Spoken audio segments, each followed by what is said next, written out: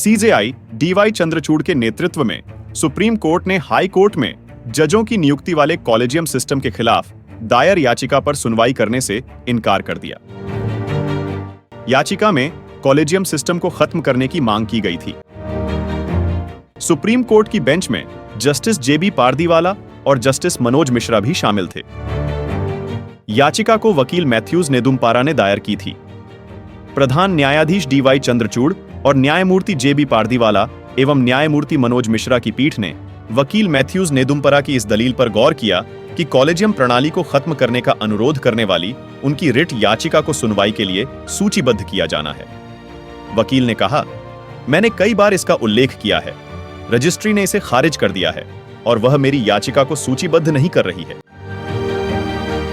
प्रधान न्यायाधीश ने कहा, रजिस्ट्रार सूचीबद्ध करने से संबंधित ने कहा है कि जब संविधान पीठ किसी चीज पर एक बार फैसला सुना दे तो अनुच्छेद 32 के तहत याचिका इस अनुच्छेद के तहत मौलिक अधिकारों के उल्लंघन के आधार पर याचिका सीधे उच्चतम न्यायालय में दायर की जा सकती है, सुनवाई योग्य नहीं होती।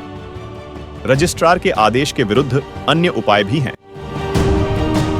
मैं माफी चाहूंगा, वकीलों ने कहा कि राष्ट्रीय न्यायिक नियुक्ति आयोग एनजेसी पर फैसले के खिलाफ समीक्षा याचिका चैंबर में खारिज कर दी गई थी। उन्होंने कहा, यह संस्था की विश्वसनीयता का सवाल है, कॉलेजियम प्रणाली को खत्म करना होगा। इस पर प्रधान न्यायाधीश ने कहा, मैं माफी चाहूंगा। 5 न्यायाधीशों की संविधान पीठ ने एनजेसी अधिनियम 17 अक्टूबर 2015 को असंवैधानिक करार दिया था और इसे खारिज कर दिया था। इसमें नेताओं और नागरिक समाज को उच्च न्यायालयों और उच्चतम न्यायालय के न्यायाधीशों की नियुक्ति की प्रक्रिया में अंतिम अधिकार देने का प्रावधान था। पीठ ने कहा था कि स्वतंत्र न्यायपालिका संविधान की मूल संरचना का हिस्सा है। राष्ट्रीय जनतांत्रिक गठबंधन सरकार ने कॉलेजियम प्रणाली को हटाने के लिए एनजेसी विधेयक पारित किया था। इस प्रणाली के तहत न्यायाधीशों का एक समूह फैसला करता है कि उच्चतम न्यायालय और उच्च न्यायालयों के न्यायाधीश कौन होंगे।